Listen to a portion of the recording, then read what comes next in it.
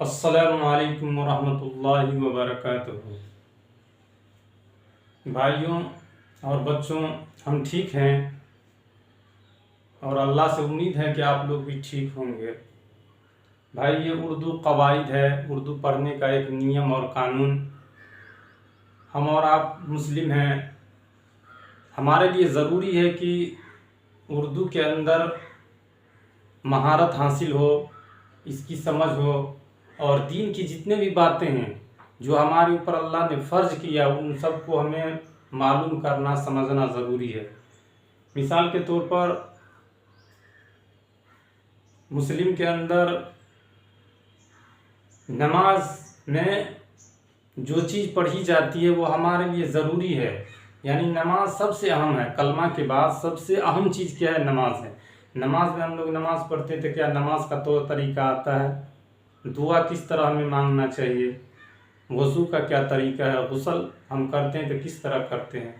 तो उर्दू को हमारे लिए सीखना बहुत ज़रूरी है। कहना असल ये है कि जो भी चीज़ उर्दू का कोई आपको बताए या कहीं सुने तो उसको गौर से सुने और उसका तहकीकात भी करें कि ये बात सही है या नहीं है।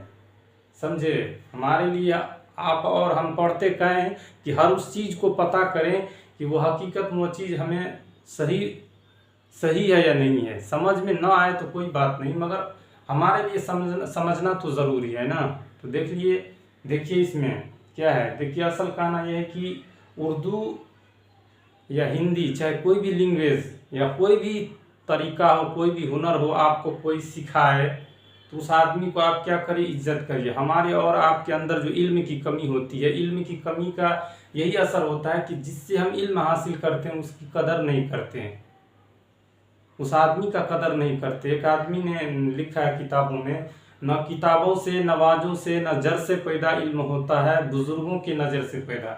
यानी इसमें लिखने वाले शायर के कहने का मकसद ये था कि आपको इल्म न किताब से मिलेगा, न किसी जड़ से मिलेगा, बल्कि इल्म मिलता है जो आदमी आपको सिखा रहा है वो अगर आपको वो सिखाने की मोहब्बत से देख ले तो आपको वो चीज़ मिलेगा। जैसे कि आप सुने होंगे कि हज़रत करनी एक सहाबी थे, उसके बारे में अल्लाह के नबी सल्लल्लाहु अलैहि वसल्लम ने इरशाद फरमाया, जो अल्लाह के नबी सल्लल्लाहु अलैहि वसल्लम ने सहाबी से बताया कि हम मर जाएंगे, जिनको खिलाफत मिलेगा उनको बताया कि हम मर जाएंगे तो इस हज के लिए एक ऐसा आदमी आ जाएगा, उसका नाम क्या होगा? करनी होगा। वो करम के रहने वाला होगा, अवैश करनी होगा, वो करम के रहने वाला होगा। और वो अपने माँ बाप को उसने ऐसी खिदमत की होगी कि वो जो भी दुआ दुनिया के अंदर करेगा अल्लाह उस दुआ को कबूल कर लेंगे। हालांकि जिनको अल्लाह के नबी सल्लल्लाहु अलैहि वसल्लम जिन सहाबी को हुकूमत दिए उसको ये नहीं बताए कि तुम जो दुआ करोगे कबूल हो जाएगी, बल्कि कहा कि करनी आएगा, अवैस करनी आएगा, वो जो दुआ करेगा उस दुआ को अल्लाह कबूल कर लेंगे। और किताब में आगे लिखा है कि हर क़यामत के दिन जब हिसाब व किताब होगा, जन्नती लोग जन्नत में चले जाएंगे, जहन्नमी जहन्नम में चले जाएंगे। तो अवैश करनी को क्या करेंगे? अल्लाह पाक जन्नत का दरोगा रिजवान उसको घेर के रखेंगे जन्नत के दरवाजे पे। वह समझेगा कि कौन सी हम गुनाह कर लिए जिसके वजह से हमको अल्लाह ने यहाँ पे रोकने का हुक्म दे दिया है।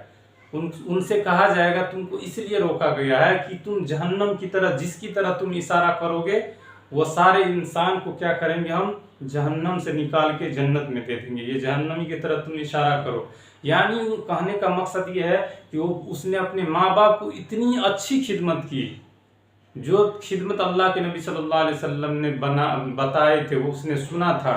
हालांकि वो अल्लाह के नबी सल्लल्लाहु अलैहि वसल्लम को अभी देखे नहीं थे, मौका ही नहीं मिला, वो गरीब थे।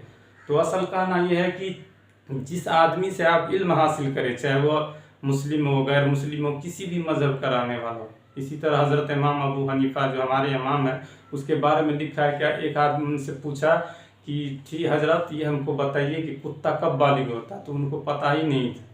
तो एक भंगी आदमी था, वो कुत्ता पाल के रखे हुए थे, उनसे पूछा जाके कि बताइए कि कुत्ता कब ये होता है, बालिग होता है? कहा कि जब टांग पेशाब करे और टांग उठाकर पेशाब करे वो भी समझता है, जब बालिग हो जाता है कुत्ता, जब टांग उठाकर पेशाब करे तो समझना कि ये बालिग हो गया। तो उनकी सारी ज़िंदगी क्या किया अबू हनीफा रहमतुल्लाह अलैह, उनकी सारी ज़िंदगी उनकी इज्जत व खिदमत करते रहे। तो ये असल ये कहना है कि जहाँ भी जिस आदमी से भी आप इल्म हासिल करते हो उनकी कदर करें। तो ये देख लीजिए उर्दू कवायद है और इसमें ज़ात की बयान है। सबक नंबर 13 का छठा हिस्सा है, यानी इसमें जात की 6 किस्मों का ये 5वां किस्म है। ये 5वां किस्म है। 6 इसलिए आ गया एक पॉइंट ज़्यादा कि इसमें जात को अलग से बयान किए हुए थे, फिर 1 2 3 4 5 6 करके, इसलिए हिस्सा 6 है और सबक नंबर का है, सबक नंबर 6 है। और ये क्या है, इसमें जात की 5वां किस्म है।